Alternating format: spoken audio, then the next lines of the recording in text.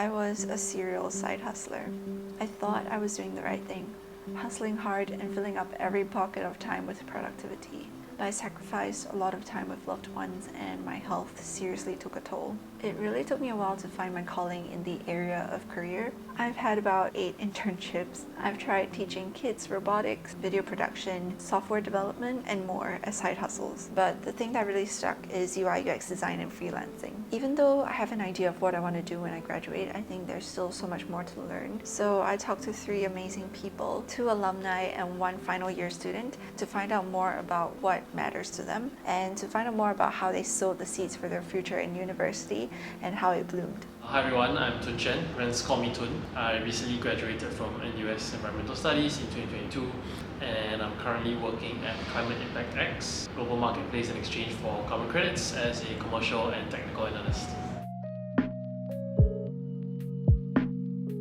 Part of my job is really looking at the quality and integrity behind carbon credits, what makes a high quality credit. The other part is helping to bring carbon credits into the market. Start way back before I even kind of knew what the term was. My parents used to bring me out to the nature spaces around Singapore, East Coast Park, Botanic Gardens were 2 places that I went to quite a lot. And I think that just being out there in nature helped to spark it some way or another. I would say that it was in secondary school when I was brought to like a intertidal zone around Singapore that I really saw what nature is like in its natural form and really exploring the space, doing volunteer work before I started university, understanding more about climate change, what humans have done and like impacted the planet, that really got me into the space. It wasn't easy, but I guess it was a personal choice to kind of get a little bit of industry experience as well. The way I see it, sustainability is quite a broad topic and it's really difficult to understand because it's changing pretty rapidly, especially in the past few years during COVID. And I thought with more industry exposure, coupled with whatever that I got from school, really helped me understand the space a bit better. And environmental conservation and like sustainability aspect was something that I wanted to do. So I also wanted to know how kind of different stakeholders have their take on what's important to them and how we can kind of collaborate too. So that's why I decided to join different organizations and learn from them too.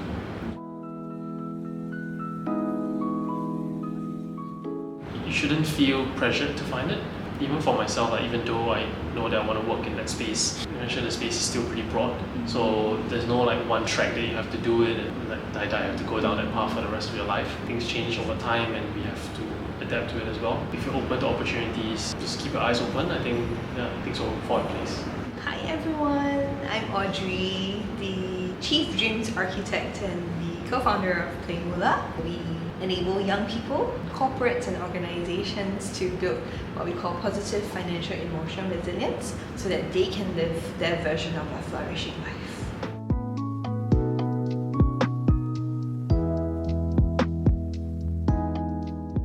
Say that, if a young person is very passionate in a specific problem that they see in the world, a specific mission or a specific purpose, then following that path of that purpose-driven mission would enable them to take a more renaissance view of life, a more holistic view of life and learning, to find the skill sets that they need to solve the problems in the world that they care most deeply about.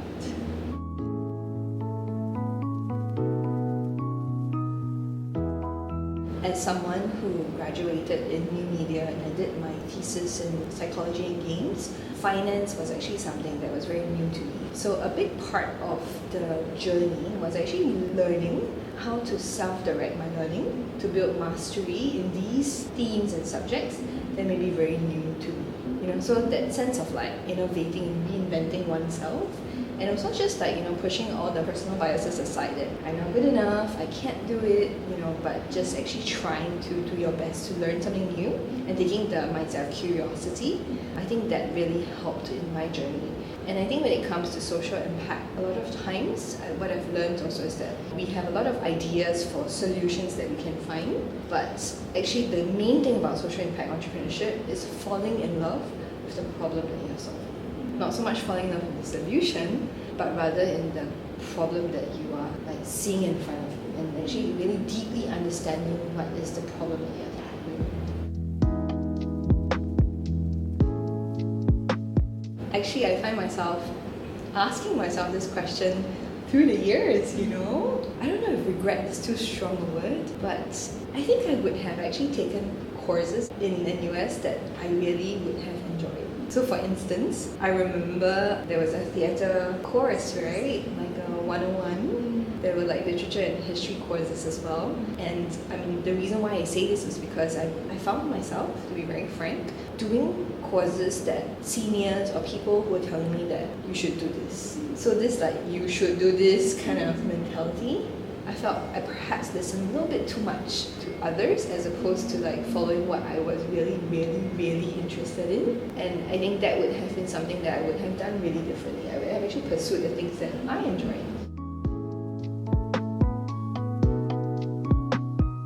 First things first is for our young people to be gentle with ourselves, because it's really a process of discovery and unraveling.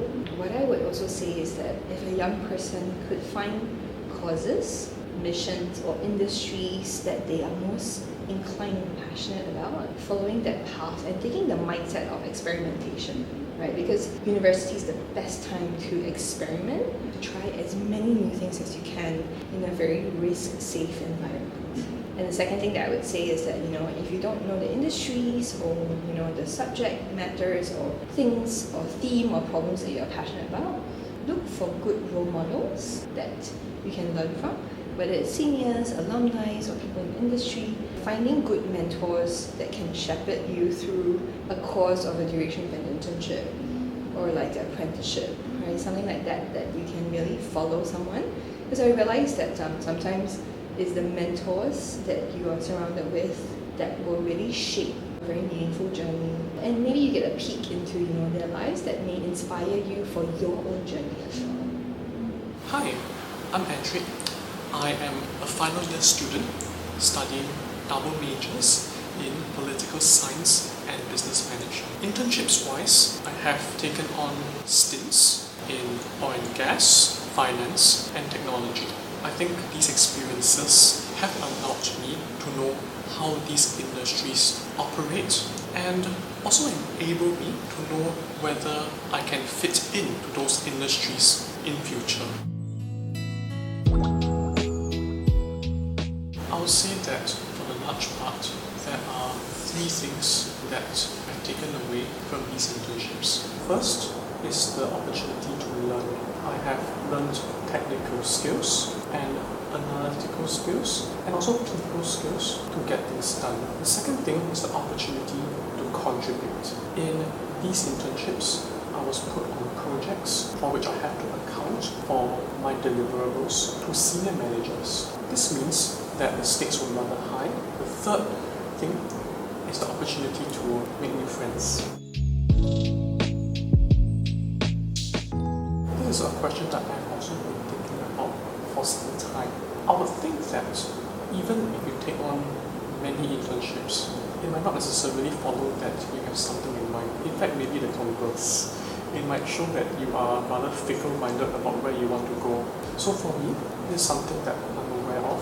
So since last year, I thought that I could venture further into areas relating to operations and strategy. This is why I took on recent internships and projects relating to operations and technology. I thought that this was a very interesting field which allows me to know how companies and groups precisely deliver and value to the stakeholders that they serve.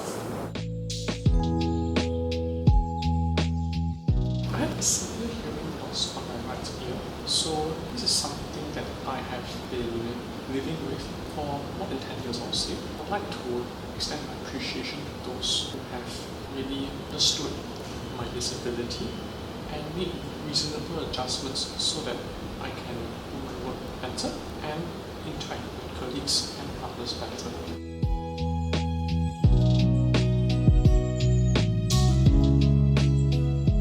For CFG, they have been really proactive in reaching out to us to understand our needs and to see how CFG themselves can better help us in our early career journey. They've also taken the initiative to reach out to companies, those that in particular are also equally committed to hiring persons with disabilities, to come to NUS to deliver career sharings with persons like myself.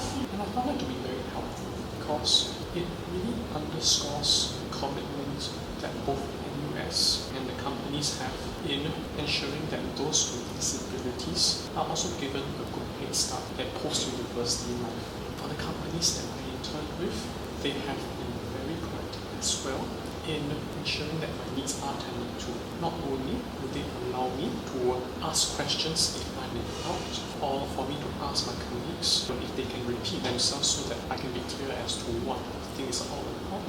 In the interactions I have with them, I could also sense the willingness of many people in the large part to ensure that I can follow the conversation. The 4 years of university is a very good chance for everyone to think about what they want to do and try it. It may not be an internship, it could be a project, it could be just starting your own initiative with fellow students or other stakeholders to do something bigger. There are various opportunities for you to know who you are and what you really want to do in the 4 years. Don't waste it. Don't just rely on studies alone. Although studies is something that you cannot neglect because it also shows how diligent you are and how willing you are to face adversity. It would be a very amazing 4 years if you know how to use it well and you know how to plan it well. I hope the tips that Toon, Audrey, and Edric shared are insightful and helpful. But if you want to get more insight and more help, you can get all that and more in the upcoming NUS Career Fest 2023. It's the largest career fair in NUS. It'll be on 10th February 2023, and the theme is Seed Your Future Now. So at this fair, there'll be 300 employers gathered for one powerful day of close and personal networking. You can access thousands of job opportunities across more than 20 industries, including fast-growing industries like information technology, finance, pharmaceutical, the public sector, and many more. There's an entire calendar of events leading up to it, including career preparatory workshops, career and recruitment talks, advisory clinics, and others. With a focus on green careers at NUS Career Fest 2023, students interested in sustainability-related careers can look forward to a myriad of opportunities in this area. So if you participate, you can stand a chance to win over $3,000 worth of prizes, including an Apple iPhone 14, an Apple Watch Series 8, and Nintendo Switch in the grand draw. You can sign up for the NUS Career Fest in the link in the description below. That is all for this video. I pray that you stay safe, happy, and healthy wherever you are. Bye!